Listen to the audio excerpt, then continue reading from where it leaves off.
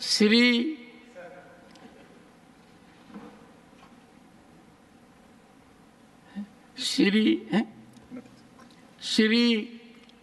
राजीव शुक्ला, इनको भी आधा घंटा दीजिए सर। है आधा घंटे ऐसा है जयराम जी।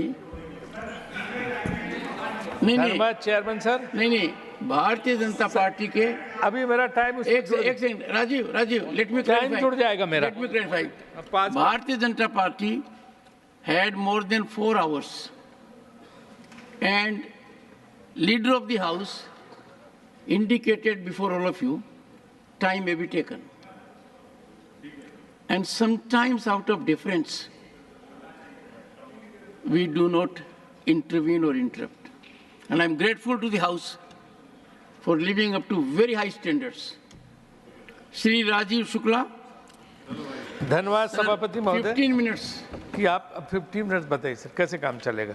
एक्स्ट्रा भी तो पार्टी का टाइम है सर। मैं तो देवगढ़ा जी का पुराना ही शिष्य हूँ, तो मुझे तो 15 minute When you extra will और be they at the age दीजिए of ना। 92, when you will be at the age of 92, I will not look at the watch. Have my assurance, wherever I may be. सबसे पहले तो मैं निर्मला सीतारमण जी को बधाई देता हूँ कि उन्होंने 7वां बजट पेश किया। इस सरकार में इतने लंबे समय तक एक मंत्रालय में रहने बड़ा मुश्किल काम है और उसमें उन्होंने सफलता हासिल की, तो इसलिए बहुत बहुत बधाई की पात्र हैं वहाँ से। राजीव जी बधाई पूरी दीजिए। वो पहली वित्त मंत्री हैं जिन्होंने ये माइलस्टोन अचीव किया है। Additional charge sir Indira ji. ना तो सर पहली हैं, and she the first full time finance minister, woman finance minister of the country. Indira Gandhi was first. हाँ I say first full time. Full time. I would urge Jairam Ramesh. Was full time, sir. Sir. Indira Gandhi was full time. Sir. How can you say Indira Gandhi is part time? Sir. Who said so? You are Nothing will go on record. You're implying that. What is this? Full time. No, you are getting this. My very good friend, Mr. Chidambaram is not here. He called all of us as part-timers. No one here is part-timer. And we have enormous respect for Indira ji. There is none in the house. Don't create controversy. Nothing will go on record. Don't create controversy. Don't create controversy about our leaders. Don't distort. We value each and every leader sitting this side and that side. They are highly respected. He has never Every said time to create a controversy, I think we must get over it. Mr. Rajesh Shukla. जी sir. Sir budget की भाषण पे जब budget पे भाषण दिया तो हमेशा से एक परंपरा रही है कि चाहे सत्ता पक्ष हो चाहे विपक्ष हो अपने सुझाव देते रहे। और पहले तो ये था कि सत्ता पक्ष में जो लोग बैठे होते थे वो तक भी बजट की कुछ कमियां हैं तो उसकी आलोचना करते थे और न वित्त मंत्री और न सरकार किसी को बुरा नहीं लगता था। लेकिन अभी तो क्या है कि जरा सा भी कुछ बोल दे तो हंगामा, और उधर जरा सा कुछ हो तो सिर्फ ताली बजाने के अलावा कुछ नहीं है। बिना ये अनुभव किए हुए कि एक पुराना शेर है, वो ताज़ा दम है नए शोभ दे दिखाते हुए, अवाम थकने लगा तालियां बजाते। आप भले बजाएं, अवाम थक गया अब ताली बजाते बजाते सुन के। तो ये जो है वो मुश्किल इस बजट में भी परिलक्षित हो रहे। यार नीर भाई तुम यार मत बोलो, तो पुराने दोस्त हो तुम, काहे को जब आगे होगा नॉमिनेशन तो हम भी साथ चलेंगे सिफारिश करने, इसलिए चिंता हाँ इसलिए शांत है ना। तो क्या है ना कि कुछ हमें लग रहा था कि कुछ का साथ सबका विकास, इस बजट में लग रहा है कि कुछ का साथ और कुछ का विकास। अगर आप एक ट्रेन लें यहाँ से कन्याकुमारी की तो ऐसा कोई राज्य रास्ते में नहीं पड़ेगा जिसमें कोई नया प्रोजेक्ट इस बजट से लगाया जा सके, सब कुछ खाली है। और यहाँ में एक बात जो ज़्यादातर विपक्ष के वक्ताओं ने कही है उससे हम सहमत नहीं है कि साहब सब कुछ बिहार को दे दिया और सब कुछ जो है आंध्रा को दे दिया। आंध्रा बिहार वाले रो रहे हैं कि कुछ नहीं मिला है। मेरी उनकी सत्तारूढ़ दल उनके एमपी से बात हुई, एक दो मैं नाम नहीं लूँगा, उनका सब कुछ नहीं मिला है। सिर्फ अमरावती राजधानी के लिए कुछ दे दिया जो देना ही था। कोई भी सरकार होती तो राजधानी को उतना पैसा देती है, बाकी उनको कुछ नहीं दिएगा चंद्रबाबू नायडू जी को। और बिहार में एक पावर प्लांट और एक सड़क, और उसमें भी सुना है मैंने कि जो वो भी दिया है जो अमरावती वाला, उसमें भी कहा है कि विश्व बैंक से फाइनेंस हम करा देंगे, उसमें स्टेट को अपना शेयर देना पड़ेगा। तो मैं इस पर निर्मला जी से एक्चुअली स्पष्टीकरण चाहूँगा कि वो जो उन्होंने आंध्र प्रदेश को दिया है वो क्या है, डायरेक्ट उन्होंने इसकी मदद दी है या विश्व बैंक के जरिए। दूसरी चीज़ ये कि बिहार में भी जो दिया है वो पैसा किस मद में दिया जाए, क्योंकि उनकी ओरिजिनल मांग जो थी वो थी कि हमें जो है स्पेशल स्टेटस, विशेष राज्य का दर्जा दिया जाए, क्योंकि मैं योजना मंत्री तो हर बार जो है कि बिहार से मांग आती थी विशेष राज्य का दर्जा, और नीतीश जी बार बार इस बात को बोलते थे। तो ना उनको विशेष राज्य का दर्जा दिया गया और ना चंद्रबाबू नायडू जी चाहते तो उनको दिया गया, तो उनको भी कुछ नहीं मिला है। तो एक्चुअली ये बजट ऐसा है जिसमें पहली बार है कि किसी को कुछ मिला ही नहीं है। अब मैं बारी बारी से शुरू करूँगा कि पहले किसको नहीं मिला। मैं बिल्कुल देवगढ़ा जी ने जो कहा उससे सहमत नहीं हूँ। कृषि मंत्रालय की बात करें, कृषि के सबसे ज़्यादा किसान परेशान आज की तारीख में।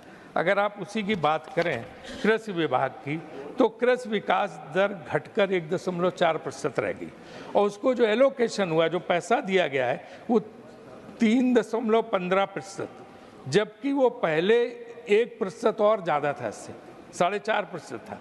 वो जो है 3.15% एलोकेशन रह गया। किस लिए उन्होंने इसमें घटाया मेरी समझ में नहीं आया। इसके बाद फर्टिलाइज़र सब्सिडी, जो किसान को खाद की सब्सिडी दी जाती थी, सहायता दी जाती थी, उसको भी 1,88 करोड़ से घटा के 1,64 करोड़ कर दिया गया। फूड सब्सिडी भी कम कर दी गई है। तो जो किसान, जिसको आप कहते हो हम किसान के लिए कर रहे हैं, किसान भगवान है, यहाँ शिवराज जी बैठे थे, किसान भगवान है, भगवान का तो प्रसाद ही आधा काट लिया।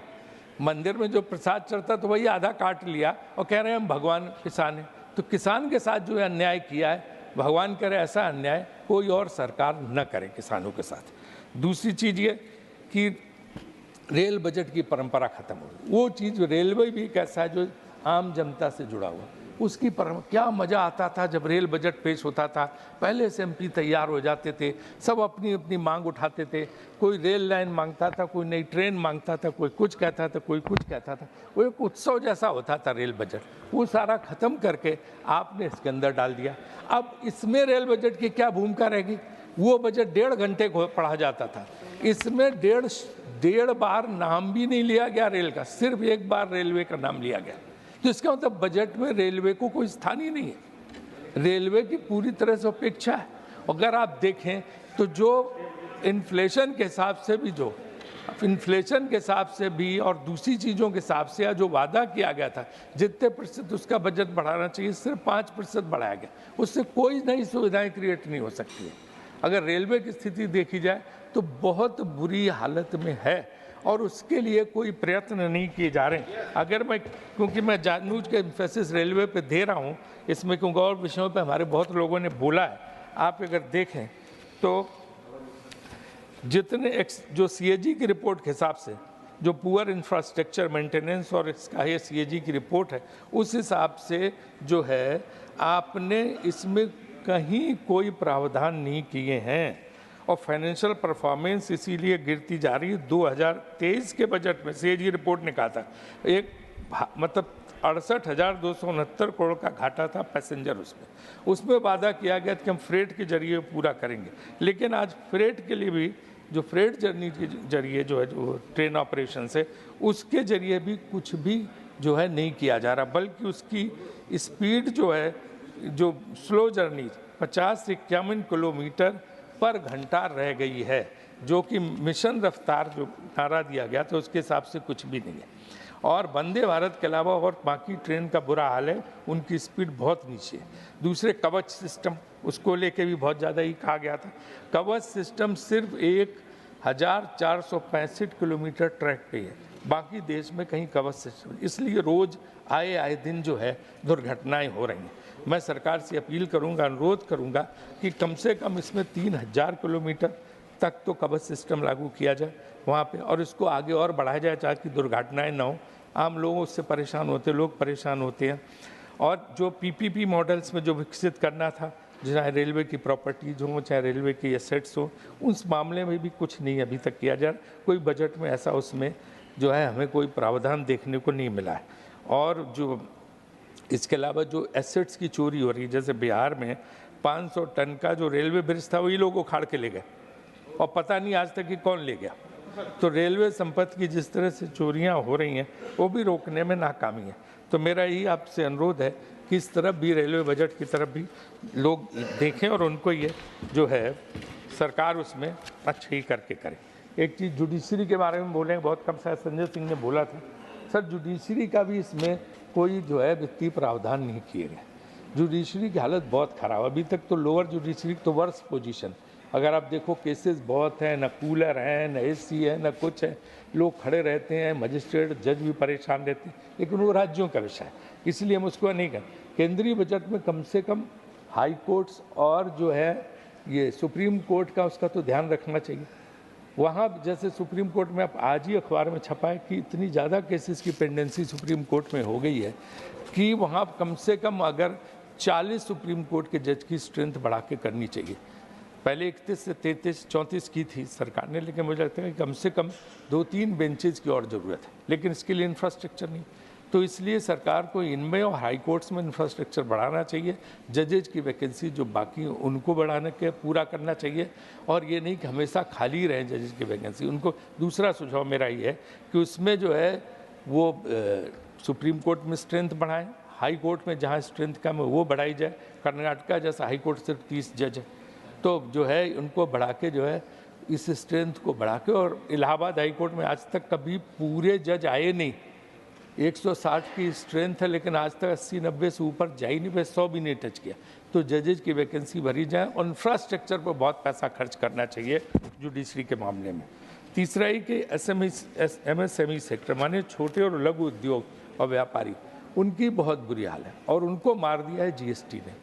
GST के कुछ प्रावधान ऐसे हैं जिनको तत्काल सरकार को बदलना चाहिए। जैसे अगर कोई गवर्नमेंट के साथ व्यवसाय करता है तो गवर्नमेंट को उसने अपना काम करके बिल रेज किया, उसको तुरंत GST देनी पड़ती है और गवर्नमेंट का पेमेंट आता है साल भर बाद, 6 महीने बाद। उसी में कंपनियां डूब रही हैं, क्योंकि उनको साल 6 महीने तक वो कहाँ से करेंगे, या तो लोन लेके GST अदा करें। तो ये GST जिसका इतना बड़ा हुआ किया गया था कि साहब ये देश अब कर सुविधा, कर सरलीकरण से बिल्कुल ये हो गया और सेंट्रल हाल में फंक्शन हुआ था, जैसे देश आज़ाद हो गया। ऐसा लग रहा है कि देश कर से आज़ाद हो गया। वो समस्या इतनी बड़ी बन गई है कि लाखों उद्योग डूब गए और सख्ती GST के अधिकारियों को पावर बहुत दे दिए गए, सर किसी को भी गिरफ्तार कर सकते, कहीं भी छापा मार सकते। उससे व्यापारी बहुत परेशान है। तो ना तो कोई अपने उद्योग को बढ़ा रहा, ना तो कोई अपने व्यापार को बढ़ा रहा है, बल्कि जो जैसा चुप बैठा हुआ है। तो नौकरियां कहाँ से आएंगी? ये चीज़ सीधे रिलेटेड एम्प्लॉयमेंट्स। जो बड़े बड़े लोग हैं वो सब चले गए विदेश, छोड़ के यहाँ का देख के जिस तरह से हाल था वो बाहर आपने देखा, आप उसकी रिपोर्ट मंगा लीजिए भाई, कितने लाख उद्यमी एंटरप्रेन्योर्स देश छोड़ के बाहर बस गए। यहीं से पैसा लेके तो गए, वादा था काला धन लाने का, लेकिन इस तरह से 15 लाख के करोड़ के करीब बाहर चला गया। लोग बाहर जाके वो जो है वो इंडस्ट्री लगा रहे हैं और वहाँ जाके रह रहे हैं। तो ये जो है बहुत ही खतरनाक चीज़ है देश की अर्थव्यवस्था के लिए। हमें इसकी तरफ देखना चाहिए और ये डायरेक्टली लिंक्ड है एम्प्लॉयमेंट की समस्या से, जो सबसे बड़ी समस्या। आज आप क्यों आप उसमें आए, आपका बहुमत क्यों नहीं आ पाया? आप इस चीज़ को समझ ही नहीं पाए। जहाँ 5-5 लाख से जीते थे, आज 1.5 लाख, 1 लाख 50,000, 20,000 से जीते और तमाम जगह हार गए। वजह क्या है? भयानक बेरोजगारी है, नीचे परेशान है लोग। एक तो बड़ी जल्दी लॉकडाउन लगा दिया 4 घंटे के नोटिस पे, तो लोगों का अगर 3-4 दिन का टाइम देते, मुफ्त ट्रेन चलाते, लोग पहुंच जाते। अब वो जो कष्ट में गए हैं, परिवार सब सर पे 7-7 दिन, 10-10 दिन पैदल चल के, उनके अंदर डर बैठ गया। वो वापस न गुजरात आना चाहते, न महाराष्ट्र आना चाहते, न पंजाब जाना चाहते, कहीं नौकरी के लिए नहीं जाए, क्योंकि उनको डर लगता कभी कुछ हो गया तो हम दोबारा स्थिति नहीं झेलेंगे। ये मैं कोई आलोचना नहीं सरकार कर रहा हूँ। तो इसलिए वो लेबर की कमी हो गई। पंजाब में कुछ आप बने, रियल इस्टेट में बिल्डर्स को लेबर नहीं मिल रहा। पूरे गुजरात में, सूरत वगैरह में लेबर की कमी, क्योंकि लोग आ नहीं रहे। अब वो गांव में सिर्फ रह रहे हैं, जो भी अनाज वगैरह मिलता है उससे काम चला रहे हैं, इससे लेबर। तो जो देश की स्ट्रेंथ थी कि 60% यूथ पॉपुलेशन जिसका फ़ायदा हमें मिलता, वो आज गाँव में बैठी हुई चुपचाप। उसको जो है अब वो वापस नहीं, वो कोशिश करनी चाहिए कि हम उसको वापस लाएं। और जो आपने ये स्किल की दिए, ट्रेनिंग इंटर्नशिप की जो स्कीम अनाउंस की है, तो मैं अभी फिक्की में लोगों से बात कर रहा था, जहाँ सब आए थे कॉर्पोरेट के लोग, वो कहते हैं इसमें क्लियरिटी नहीं है कि वो किसको कितना देना पड़ेगा, 1 साल के लिए 5,000 रुपये देना, तो किसको देना और इसका क्राइटेरिया क्या है? उनको शायद ये बताया गया कि वॉलेंटियरली जो लेना चाहे ले, ना लेना चाहे ना ले। तो ये कैसे फिर 1 करोड़ लोगों को, एक तो वादा था अब तक 10 साल में 20 करोड़ को नौकरी देनी थी, 1 करोड़, चलो 1 करोड़ के लिए वो भी इंटर्नशिप है 1 साल के लिए 5,000 रुपये की। वो क्लैरिटी मैं वित्त मंत्री से अनुरोध करूंगा कि दें कि जो इंटर्नशिप स्कीम है उसमें क्या, किस ढंग से इंटर्नशिप स्कीम लागू होगी और उसका पूरा जो प्रावधान उन्हें सदन में बताना चाहिए, ना कि बाद में रूल्स अधिकारी बना दें और पता हम लोगों को न चल पाए और उससे लोगों का कोई फ़ायदा ना हो। वो भी बहुत गलत काम हो जाएगा। कैपिटल एक्सपेंडिचर 1 लाख करोड़ कम कर दिया, कहाँ से रोजगार आएगा, कहाँ से लोगों को काम मिलेगा? इतनी मुश्किल है कि पूछो मत। इसलिए बहुत ज़रूरी है। ग्लोबल इंडेक्स में भुखमरी के जो है वो 111 नंबर पे, बताइए 128 पूरे, हम ऊपर 111 नंबर पे, हमसे बेहतर जो है बाकी 110 देश है। तो ये भी बहुत जो है दुख, मतलब एक इस तरह से एक ऐसी बात है कि जिसकी हम यही सलाह दे रहे हैं, कोई हम आलोचना नहीं कर रहे हैं। किन चीज़ों पे वित्त मंत्री जी को बहुत मजबूती से ध्यान देना चाहिए, वरना स्थिति जो है लगातार बिगड़ती जाएगी। आडवाणी जी ने जैसे कहा था ना कि मजबूत सरकार और मजबूत नेतृत्व, ये मजबूर सरकार वाला जो है मुझे स्थिति लग रही है, जिसको कम से कम ध्यान दे के ये करना चाहिए। बाकी सर मैं यही कहूँगा आखिरी में, क्योंकि टाइम हमारा ख़त्म हो रहा है, कि अच्छी बात है ताली सब लोग बजाएं, प्रशंसा करें, कोई फ़र्क नहीं पड़ता इससे। लेकिन ये चीज़ ध्यान रखिए, जो तब मैंने 14 में भी ये शेर पढ़ा था और आज शेर पढ़ रहा हूँ, बस ये कि शोहरत की बुलंदी भी एक पल का तमाशा है। तब नहीं मान रहे, सबने विरोध किया था कि शोहरत की बुलंदी भी एक पल का तमाशा है और जिस साख पे बैठे वो टूट भी सकती है। तो अभी आधी टूटी है, पूरी तरह टूट सकती है, इसलिए ध्यान रखो। धन्यवाद राजीव जी। शांतिपूर्वक माननीय श्री साकेत गोखले जी, माननीय श्री साकेत गोखले 10 मिनट।